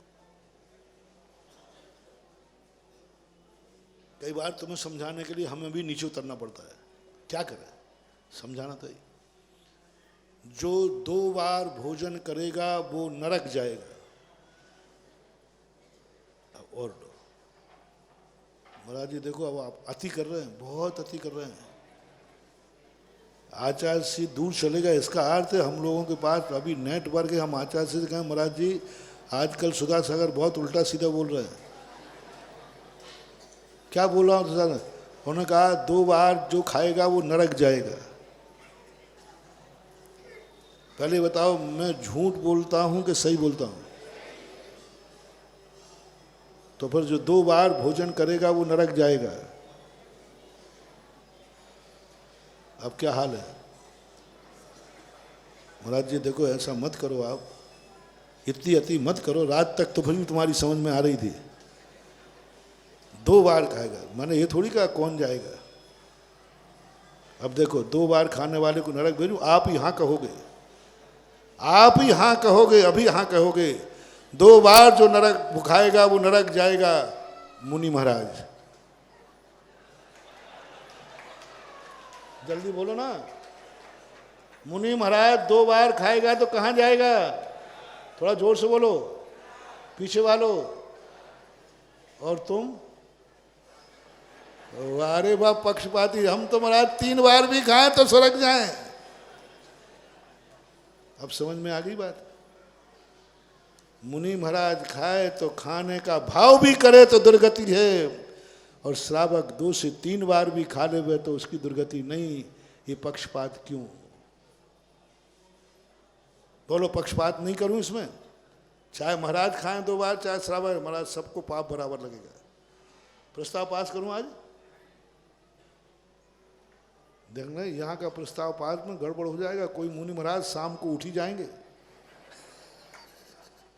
क्योंकि यहाँ के प्रस्ताव को प्राय सब लोग अरे महाराज ने पास किया। और ललितपुर का प्रस्ताव तो सारा भारत मानता है कि ललितपुर की सभा में निर्णय हो गया कि मुनिराज श्रावक भी 2 बार खाता है, इसलिए मुनिराज को भी 2 बार खाने में कोई बाधा नहीं है।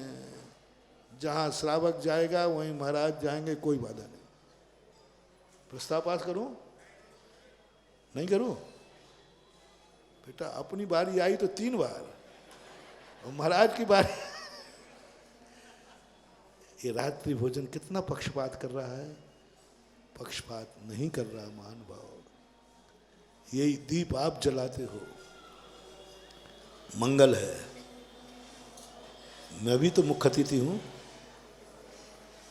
1 महीने हो गए, 1 बार भी नहीं कहा इस कमेटी ने, 1 बार भी नहीं कहा। मैं देखते ही रह जाता हूं, भैया कभी तो आएगा मेरा नंबर। अरे भाई मैं भी मुख्य अतिथि हूँ, कोई मैं ललितपुर का थोड़ी, मैं भी बाहर से आया हूँ। बाहर का कोई भी आया फलान है जब दीप प्रज्वलन करेंगे और मैं देखते रह जाता हूँ, मेरा नाम तो आया ही नहीं। एक आध दिन मेरे से कराओ ना। अरे और किसी से कराओ या नहीं कराओ, तुम्हारे नगर के गौरव पूज साहिल से तो करा लो रे।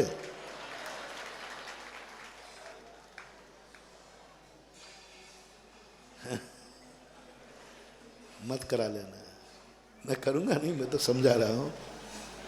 जिस दिन साधु दीप प्रज्वलन कर लेगा ऐसा अमंगल होगा कि सारे ललितपुर का नाश हो जाएगा।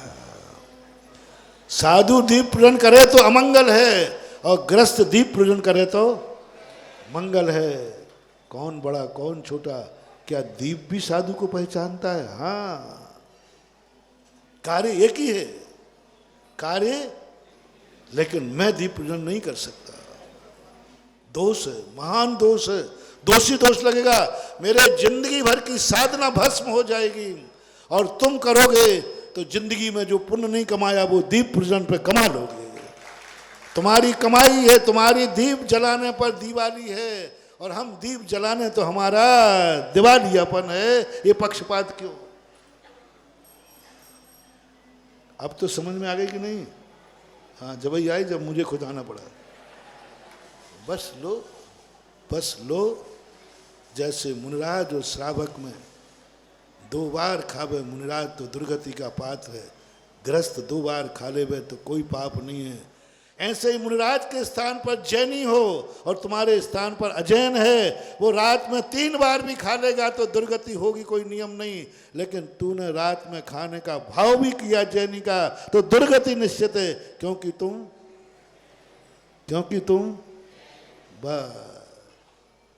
जैनी होकर नहीं, जैन कुल में रहकर नहीं, जैन कुल में जन्म लिया है तो तुम्हें ये देखना पड़ेगा कि तुम्हारा मूल्य क्या है, तुम्हारा मूल्यांकन क्या है, तुम्हारी हर वस्तु का मूल्य क्या है। ये धन किसका है? जैनी का, बस और ज्यादा नहीं कहता। तुम्हारे हाथ में 1 लाख रुपया है, सवाल 1 लाख का नहीं है, सवाल इसका मालिक कौन है? जैनी। ये दिमाग किसका है? जैनी का। ये आंख किसकी है? जैनी की। ये कान किसके हैं? जैनी का। ये मुख किसका है? जैनी का। ये पैर किसके हैं? जैनी के। ये परिवार किसका है? जैनी का। ये घर किसका है? जैनी का। ये गाड़ी किसकी है? जैनी की। ये जूते हैं किसके हैं? जैनी के। ये कपड़े हैं ये किसके हैं? जैनी का। ये ललितपुर किसका है? जैनी का। ये मंदिर किसका है? जैनी का। जहाँ जहाँ जैनी लगे वहाँ वहाँ सावधान, आप कैमरे की नज़र में हैं। क्योंकि आप हर चीज नहीं देख सकते, क्योंकि आंख किसकी है? जैनी की। हम हर चीज को आंख उठा के नहीं देख सकते, क्योंकि आंख किसकी है? महाराज की। बोलो, 2 चीज तुम देख सकते हो, वो मैं देख सकता हूं? क्यों? तुम देखने को छूटे, हमारे लिए मनाही क्यों? क्योंकि आंख किसकी है? महाराज की। हर चीज नहीं देख सकते, तुम देख सकते हो। वस्तु वही है। हम आंख झुका लेंगे, तुम आंख फाड़ के चश्मा लगा लोगे। हम देखेंगे तो बुराई है और तुम देखोगे तो कोई बुराई, क्योंकि आंख किसकी है? ये कान किसके हैं? तुम कुछ भी सुन सकते हो, मैं नहीं सुन सकता। तुम कुछ भी बोल सकते हो, आप ग्रस्त। ऐसा ही सारी दुनिया में लगाना चाहिए। हर चीज में आप दुनिया की बराबरी नहीं कर सकते, क्योंकि आप जैनी, आपको 5 गुना पाप लगेगा। इसलिए जैनी होकर के अपना मूल प्रसंग वही चल रहा है।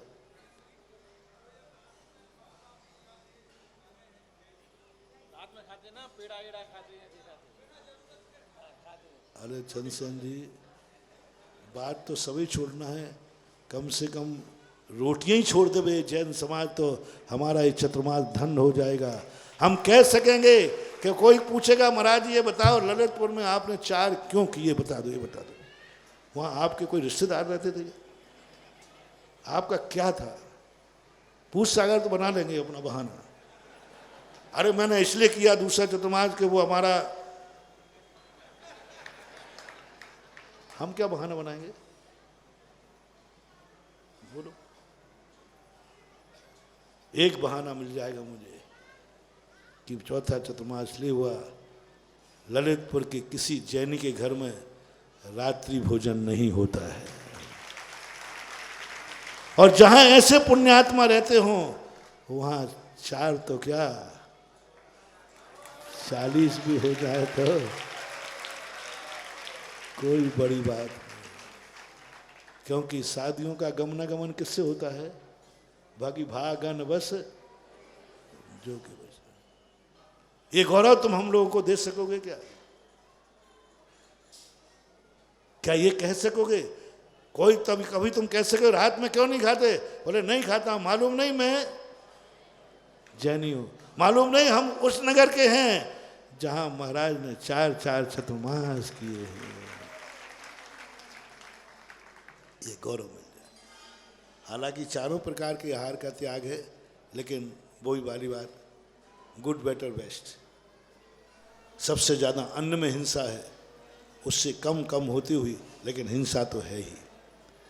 तो इस प्रकार की परिणति को लेकर के मैंने जो देखो, मैंने वो साध खोजा है जो तुम्हारी दुनिया में ना, तो मैंने पहले कहा दुख से छुटकारा दिलाने वाले के लिए बहुत मंत्र है।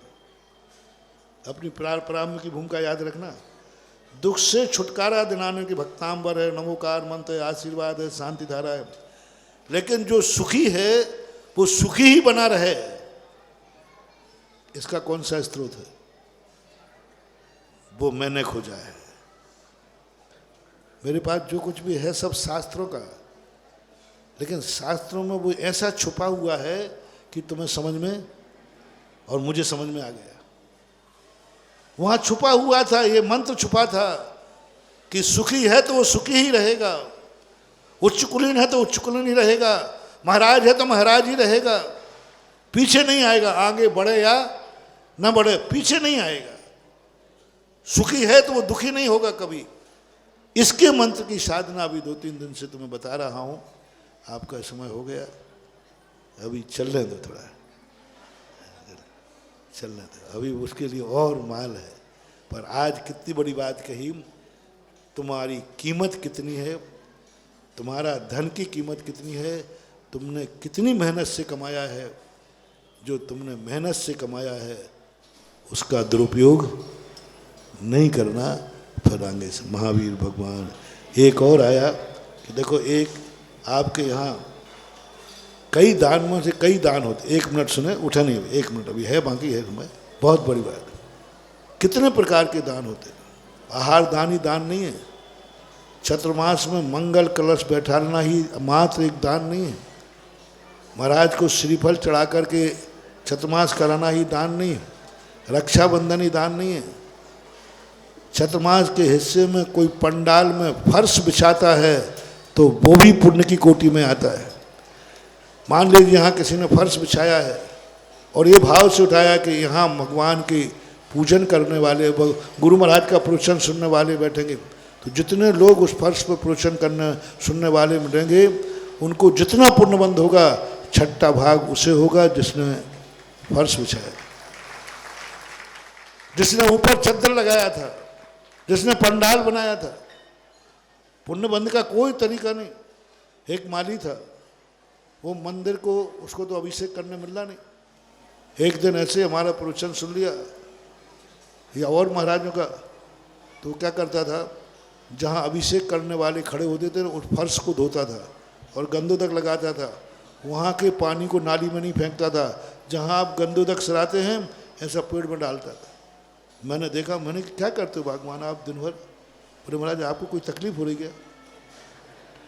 नहीं, मैंने तुम्हारी तकलीफ से तो दिन भर वहीं पोछा लगाता रहता है, यहाँ क्या ऐसी गंदगी पड़ी है, कुछ तो नहीं है? बोले महाराज जी हम भगवान का अभिषेक तो नहीं कर सकते, लेकिन जहाँ लोग भगवान का अभिषेक करने खड़े होते हैं उस फर्श का तो कर सकता हूँ। यहाँ पर भगवान के अभिषेक करने वाले खड़े होते हैं। मुझे वो बात पुरानी याद आई कि पहले लोग जब शिखर जी से लौट के आते थे, गांव के बाहर सब उनको लेने जाते थे, चरण छूते थे। अरे वो चरण है जो, मैंने कहा तू क्या कर रहा है? ये वो फर्श है महाराज जहाँ अभिषेक करने वाले खड़े होते हैं। बोलो उसके पुण्य का भंडार भरो क्या है? मुझे लगता कि शायद अभिषेक करने वालों को उतना बंधेगा कि नहीं बंधेगा। ऐसा ही सब चीज़ों में खर्च करिए। जब कोई चीज़ का कार्यक्रम होते हैं तो सब बांट लिया करो रे। कोई पंडाल बांट ले, कोई फर्श बांट ले, कोई भोजन व्यवस्था बांट ले, सब बांट करके और पैसा दान कमाना चाहिए। अभी एक इन्होंने बनाया, इतना बढ़िया पंडाल बना कि मुच्छड़ है ना, एक मुच्छड़, उन्होंने कहा महाराज जी इतना बढ़िया पंडाल बना। मैंने कि मैं पंडाल में आऊँगा ही नहीं। अरे कहीं महाराज जी आप कैसे नहीं आओगे? मैंने कि वो पंडाल तो निर्माल है, मंदिर ने बनाया है। मैं मंदिर के चौके में भोजन नहीं करता, मैं मंदिर का आहार नहीं लेता, मैं मंदिर का कमरा भी नहीं लेता, मैं मंदिर के पंडाल में प्रवचन क्यों दूँ? ये तो मंदिर से बना है। बोलो साधु मंदिर के चौके में आहार करता कि श्रावक के? महाराज मंदिर के कमरे में बैठता कि श्रावक के द्वारा बनाए हुए? वाह! तो मन की पंडाल भी यदि श्रावकों के द्वारा पंडाल बने तो फिर पंडाल में आने में हमें ऐसा आनंद आएगा कि मैं मंदिर के पंडाल में प्रवचन नहीं, श्रावकों के पंडाल में कर रहा हूँ। एक बार पंचकल्याणक में ऐसे ही हुआ। मैंने कि पंचकल्याण का चमत्कार होना है या हर चीज श्रावक की होना चाहिए। यहाँ तक कि संगीत वाले पंचकल्याणक में आएंगे, उनका पैसा भी कौन देगा? सब कुछ भी चीज मंदिर से नहीं। मंदिर में तो आज जो कलश वगैरह बोली आएंगे वो मंदिर का पैसा की एफडी है, खर्च नहीं। तुमने मंगल कलश बैठाला है या पंडाल में लिया है?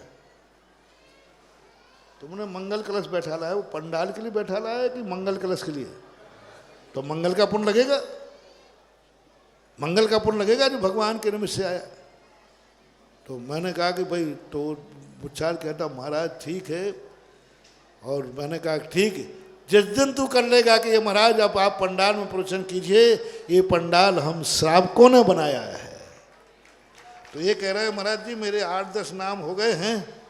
तो हमने कही अभी और कर ले 20 नाम, और एक एक कोने में जब देखोगे इतना एरिया किसने बनाया? फलाने चंद ने, उसने बहुत अच्छी व्यवस्था बनाई।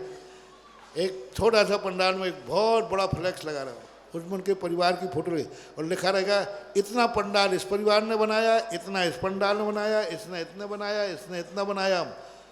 अब जितने पंडाल के एरिया में जितने लोग बैठेंगे उतना जितना भी पुण्य कमाएंगे शिवरार्थी और तुम लोग सब उसके खाते जाएगा जितना एरिया और पंडाल ने बनाया है। मान लीजिए आपने एक खांचा बनाया, एक खांचे में जितने शिवरार्थी ध्यान करेंगे, पूजा करेंगे, प्रवचन सुनेंगे, उस सबका छठा भाग उसके खाते जाएगा। तो पुण्य के कोई दरवाजे नहीं होते, पुण्य तो ना जाने कितने दरवाजों से कमाया जा सकता है। जब फर्श धोकर के गंदोदक का कमा सकता है तो पंडाल बना करके लोग क्यों नहीं पुण्य कमा सकते? मैं प्रवचन में भले नहीं आ पाऊंगा, लेकिन मेरे पंडाल में बैठकर दुनिया प्रवचन सुनेगी। हाँ, उन लोगों से भी कहना है जो मान लो पंडाल में नहीं आ पाते, जो विधान में नहीं बैठ पाते, वो कहते मैं विधान में बैठ पाऊँ या ना बैठ पाऊँ, लेकिन जो बैठेंगे उनको चढ़ाने की द्रव्य मेरी तरफ से होगी। हम नहीं जा पा रहे हैं, लेकिन जो वहाँ पंडाल में बैठेंगे वो सब मेरे बनाए हुए पंडाल में बैठेंगे। मैं तो नहीं बैठ पाऊँगा, मेरे पास टाइम नहीं है, लेकिन मैं वो पंडाल बना के दूंगा जिसमें जाकर के सारे श्रावक और महाराज जी बैठ करके वहाँ प्रवचन देंगे और सुनेंगे। ये भी एक पुण्य का बहुत बड़ा कार्य है। तो पंडाल दान कौन करेगा? जिस दिन तुम्हारे पंडाल दान के श्रावक पूरे हो जाए तो श्रावकों के यहाँ तो हम बिना बुलाए चले जाते हैं रे। तुम्हें बुलाने की जरूरत नहीं, तुम दरवाजे पे खड़े रहना, महाराज अत्रो अत्रो अत्रो, मैं आ जाऊंगा। बहुत आनंद आता है जब श्रावक, हमारे कमंडल में पानी जब कमेटी भरती है उस दिन हमारा दिमाग खराब रहता है, और जिस दिन कमंडल में श्रावक भरता है उस दिन आनंद ही आनंद रहता है। मेरे छत्रमाज में कितने भी इनकम हो, कितने भी आए हो, लेकिन मैं कमेटी की पेंशन भी नहीं लेता। कमेटी लेटर पैड पेंशन लाती है तो मैं देख आगे तो अध्यक्ष है, तो मैं तुरंत पूछ लेता हूँ भाई साहब नहीं हमारी कमेटी में पास हो गया है कि महाराजों को अच्छे पेन दिए। मैंने कहा भैया मैं पढ़ा लिखा नहीं हूँ, मुझे पढ़ना ही नहीं। श्रावक कलम देगा वो दान है, और कमेटी देगी वो निर्माल है। कमेटियों के द्वारा नहीं लेना। कमंडल यदि कमेटी वाला उठाएगा तो हमारा कमंडल का अतिशय खत्म हो जाएगा, और श्रावक बन के उठाएगा तो हमारे कमंडल का अतिशय बढ़ जाएगा। तो श्रावकों के द्वारा किया हुआ यह कार्य बहुत बड़ा कार्य। महावीर भगवान की